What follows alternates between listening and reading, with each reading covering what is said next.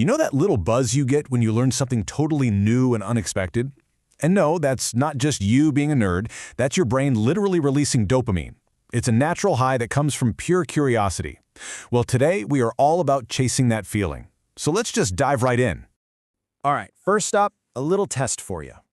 Go on, I'm serious, give it a shot right now. Can you lick your own elbow? It's a classic challenge, and it's all about some pretty basic human anatomy. Ha! You tried it, didn't you? That little urge right there, that irresistible impulse to just find out for yourself, that's curiosity. That's the fundamental drive we have to explore and to know. And believe me, we're just getting warmed up. So, let's kick things off by looking inward, at the unbelievably strange and surprising machine that you live in every single day, your own body. So, what's with the 20%? Well, that's how much of your daily calories your brain absolutely devours. Yeah, just by thinking, stressing about that email, or even just listening to this, you're burning something like 400 to 500 calories. It is, by far, the most energy-hungry organ you've got. We all know that identical twins share the exact same DNA. But get this, they don't have identical fingerprints. So why is that? It's because while they're developing in the womb, tiny little differences in their environment and how they grow create completely unique patterns. It's nature's little way of making sure nobody's a perfect clone. Okay, here's a weird one that's happening to you right now. Even as you're silently reading the words on the screen, the muscles in your mouth and your throat are making these teeny tiny movements. It's called subvocalization, and it's basically your brain mouthing along with the words, even when you're not making a sound. Kind of wild, right?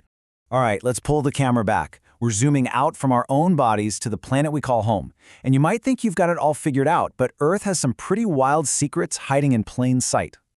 1 million tons. What do you think that weighs? Well, believe it or not, that's about the weight of a single average fluffy white cloud. We're talking more than 100 elephants just hanging out up there. And how does it stay up? Simple, really. It's actually less dense than the dry air all around it. Now, here's a fun one for all you foodies out there. You know that leftover pasta in your fridge? It's actually healthier for you now than when it was freshly cooked. See, when pasta cools down, it creates more of something called resistant starch. This stuff is amazing for your gut and it helps keep your blood sugar stable. Seriously, it's the best excuse I've ever heard to make way too much spaghetti. All right, quick fire round of nature's greatest weirdos. First up, wombats. They have cube-shaped poop. Why? So it doesn't roll away when they're marking their territory. Practical. Next, sharks are older than trees. Yeah, let that sink in. Sharks have been swimming in our oceans for about 400 million years, way before trees even existed. And last but not least, a little botanical truth bomb for you. Bananas? Technically berries. Strawberries? Nope, not berries at all. Go figure. Okay, so from the natural world, let's jump into the world we've created. And all the stories we've managed to get totally wrong over the years. It is time to bust some serious myths. Let's start with Napoleon.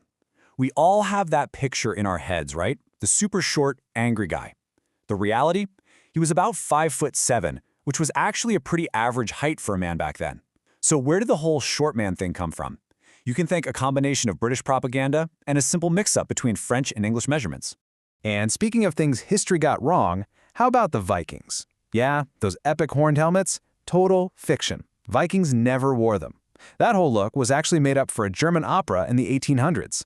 Real Viking helmets were just simple iron caps. You know, better for actually surviving a battle. Okay, this next one is going to warp your sense of time. Ready? Cleopatra, the famous Egyptian queen, lived closer in time to the first moon landing in 1969 than she did to the building of the Great Pyramid of Giza. That means ancient Egypt was ancient, even to the people we think of as ancient Egyptians. Mind-bending. All right, for our last section, let's go big. I mean really big. We're heading out into the cosmos, where the rules of reality get, well, pretty weird. 3 trillion. Take a good look at that number. Any idea what that is? That's the estimated number of trees on our planet. Right now.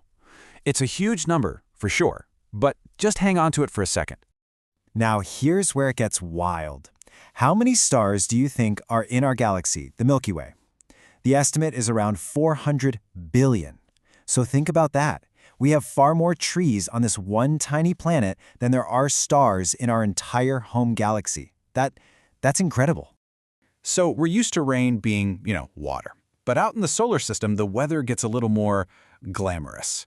On the giant planets Neptune and Uranus, the pressure is so intense and the temperature is so high that they literally squeeze carbon atoms into diamonds. And then it rains diamonds. Actual diamond rain.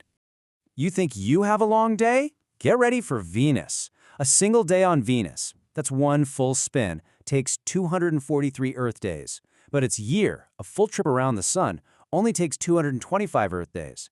Yeah, you heard that right. A day on Venus is longer than its year. Good luck planning your calendar on that planet.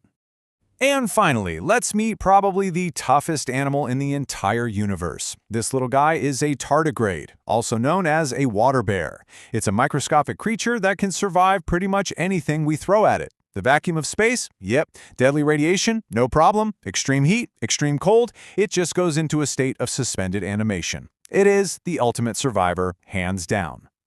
So what's the big takeaway from all of this? Well, it's that every single one of these facts isn't really an answer. It's a doorway to another question. Finding out a cloud weighs 1,000,000 tons just makes you ask, wait, how on earth did they figure that out? And that's the real magic of being curious. Which brings us right back to you. We've looked at the marvels inside our bodies, on our planet, and out in the universe. So my only question for you is, what are you going to get curious about next?